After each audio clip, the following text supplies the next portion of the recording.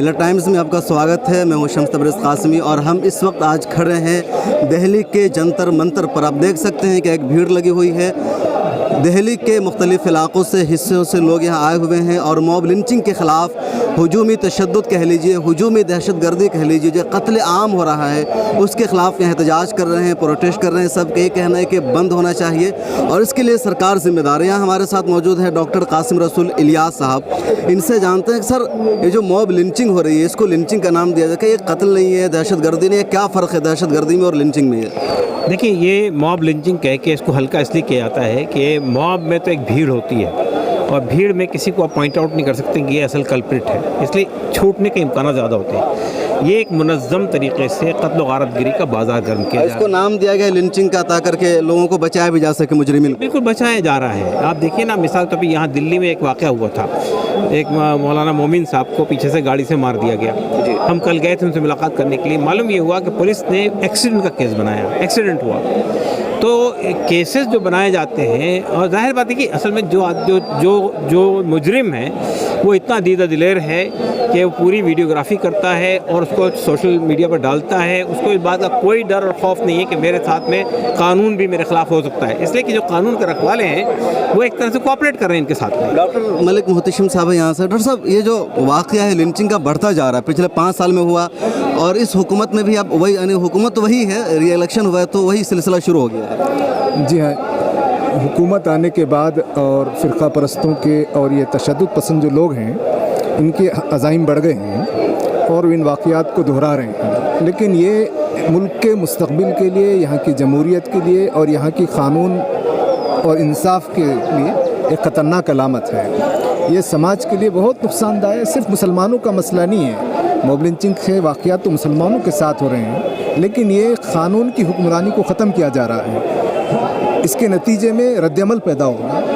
और रद्दअमल की पूरी जिम्मेदारी, मतलब क्या लगता है आपको, खाना जंगी शुरुआत हो जाएगी शुरू का? ये भीड़ खुद आपस में एक दूसरे पर हमला करेंगे, ला कानूनियत होगी, जंगल का राज होगा और गैर महज़िब हरकतें होने लगेंगी। इंसान की, औरत की, बच्चों की, समाज में किसी बुज़ुर्ग की, इंसान की जान की कोई अहमियत नहीं रहेगी। तो ये जो तहज़ीब है, ये एक तहज़ीब के ख़िलाफ़ है। हिंदुस्तान के जो कदीम सब, ये पीएम मोदी का भी बयान आया पार्लियामेंट में, उस पर उन्होंने कहा कि रियासत को आप जिम्मेदार नहीं ठहरा सकते हैं, मुजरिम को सज़ा मिलनी चाहिए कानून के मुताबिक, लेकिन रियासत जिम्मेदार नहीं है। नहीं, रियासत क्यों जिम्मेदार नहीं है? कानून की असल यानी कानून की बालादस्ती के लिए, कानून को नाफिज करने के लिए असलन जिम्मेदारी रियासत की होती है। रियासत का कंप्लीट फेलुअर है, रियासत का कंप्लीट सरेंडर है, रियासत का इन्वॉल्वमेंट है।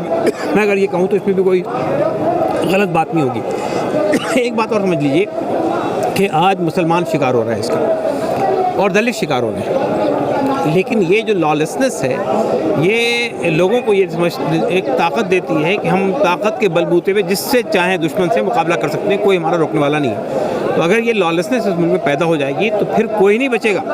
बीजेपी के मुखालिफिन जो है, जो सियासी पार्टियां, उनको भी ये लिंचिंग जैसे इस तरह ख़त्म करने की कोशिश करेंगे। और ज़ाहिर है कि मैंने बताया आपको, लिंचिंग में कल्प्रिट का बच जाना बहुत आसान होता है। अगर आपने एक हुजूम को जमा कर लिया तो असल जो उसका मुहर्रिक था, असल जो उसका कल्प्रिट है, वो इसमें आसानी से छूट जाएगा। और आप अगर पकड़ेंगे भी तो ऐसे लोग पकड़ेंगे जिनका जो बराह रास्त इन्वॉल्वमेंट नहीं होगा। तो मैं ये समझता हूँ कि बहुत ही मुनज़्ज़म तरीके से ये तरीका इख्तियार किया गया है और इस चुन का मारा जा रहा है, जिस बेदर्दी से मारा जा रहा है उसकी वीडियो बनाई जा रही है। तो एक मैसेज दिया जा रहा है कम्युनिटी को, तुम भी करो। नहीं, एक मैसेज दिया जा रहा है कम्युनिटी को, अगर आप हमारे खिलाफ आएंगे या हमारे खिलाफ वोट देंगे या हम हमारे खिलाफ बात करेंगे तो हम आपके साथ यही रवैया अख्तियार करेंगे। तो ये कहना डॉक्टर कासिम रसूल इलियास का कि मुनज़्ज़म तरीके से चुन करके मारा जा रहा है।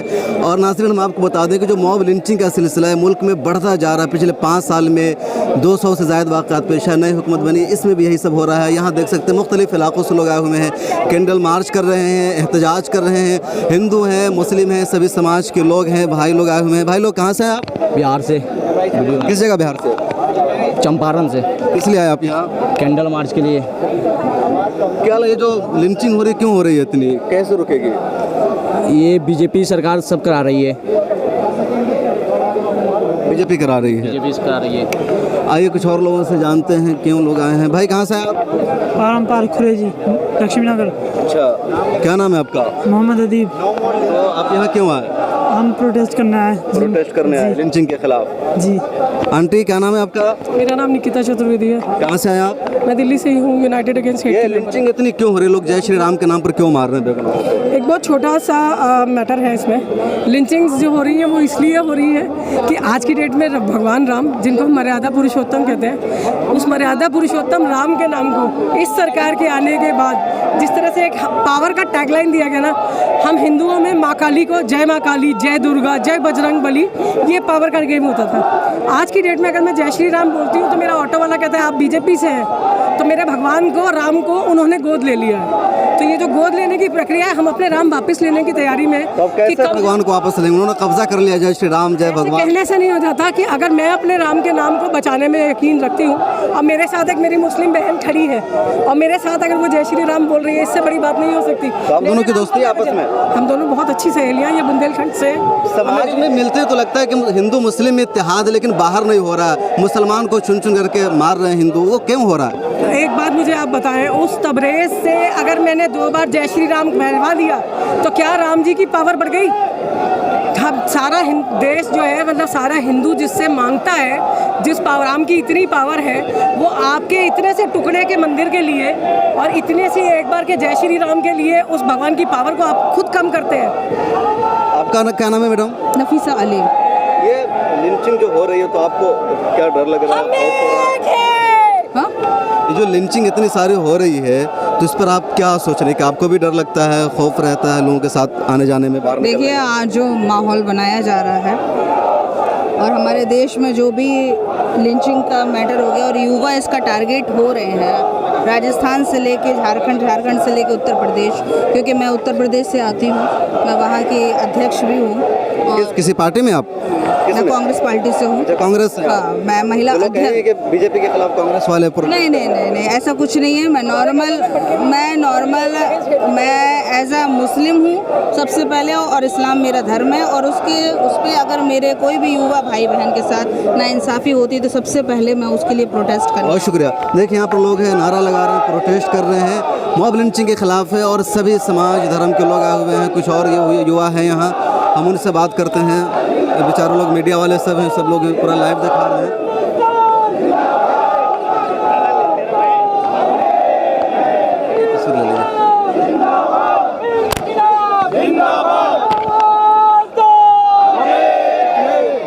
और ये हमारे साथ है न्यूज़ नेशनल दस्तक के एडिटर फाउंडर जनाब शंभू लाल साहब, बड़े मशहूर जर्नलिस्ट। सर, शंभू कुमार सिंह। हाँ, शंभू कुमार सिंह भाई हैं।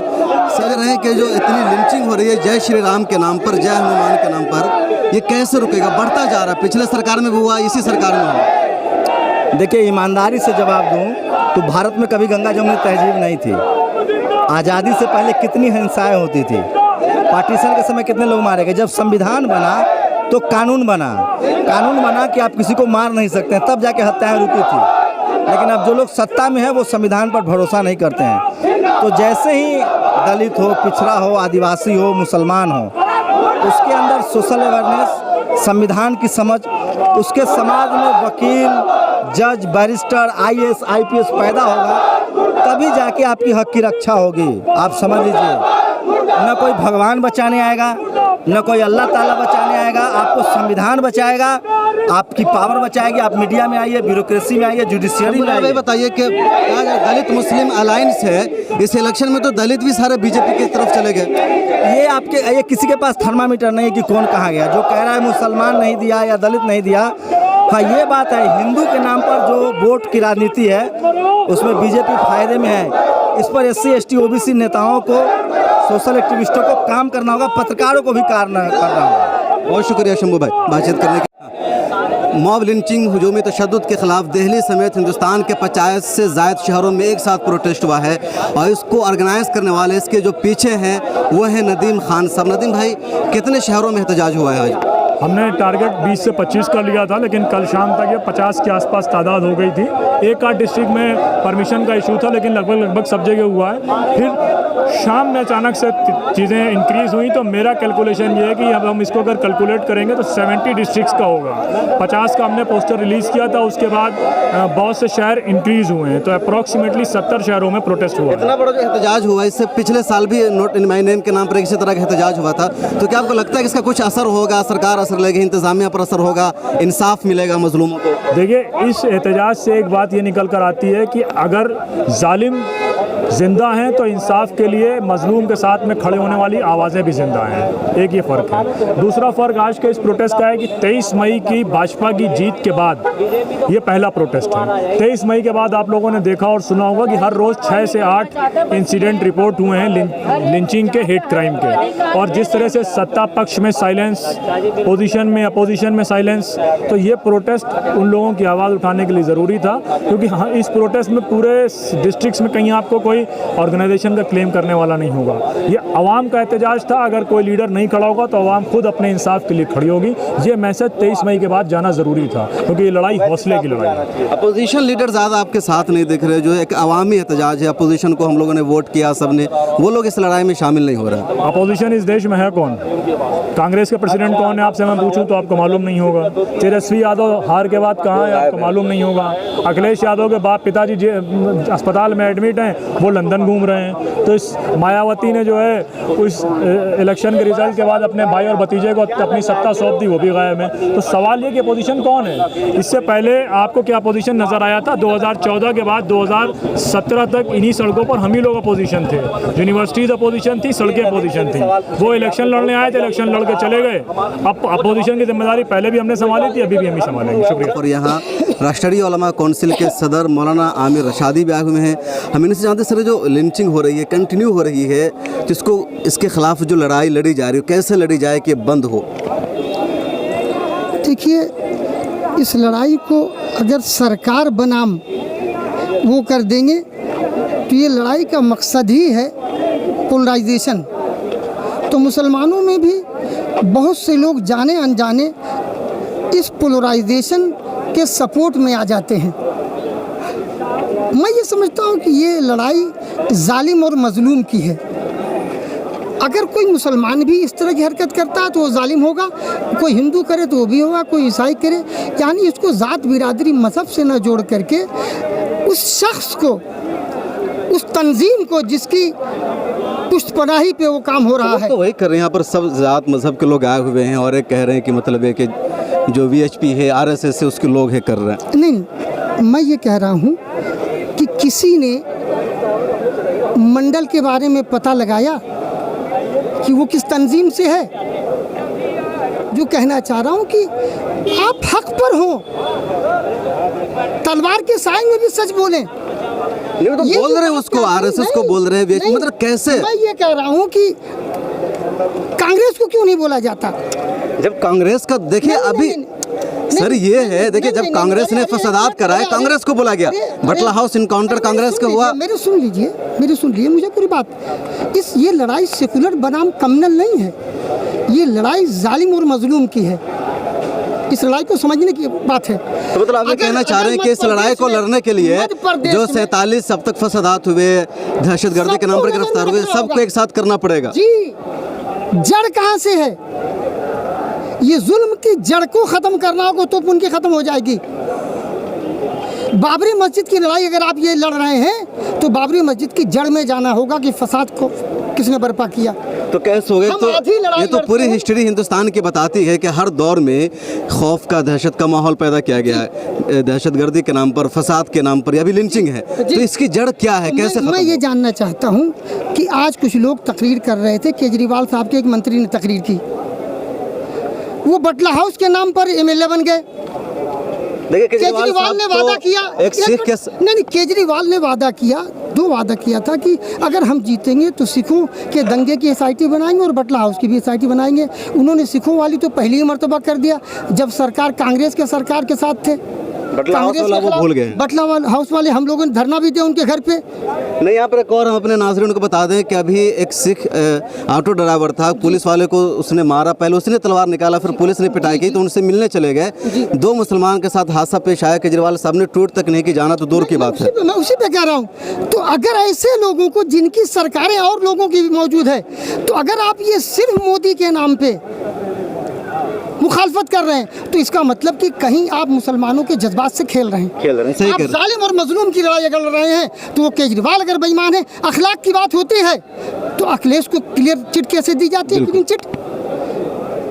अगर मायावती आज उनके MP साहब आए, उन्होंने कहा हम ये लड़ाई लड़ेंगे, तो मायावती ने 2 इनकाउंटर हुकूमत में आते ही सन 7 में 5 कालीदास में 2 मुसलमानों को मरवा तो दिया। मौलाना कह रहे हैं कि जालिम मजलूम की लड़ाई लड़नी पड़ेगी और सबके खिलाफ लड़नी पड़ेगी, सिर्फ मोदी को बदनाम करके मसले का हल नहीं है। वाकई सही बात है अपने आप में कि हिंदुस्तान के 70 सालों में मुसलमानों को डराया गया, दहशत मुब्तला किया गया, उनके साथ ज्यादती हुई है और उसी पर यहाँ का एक प्रोटेस्ट है, एहतजाज है।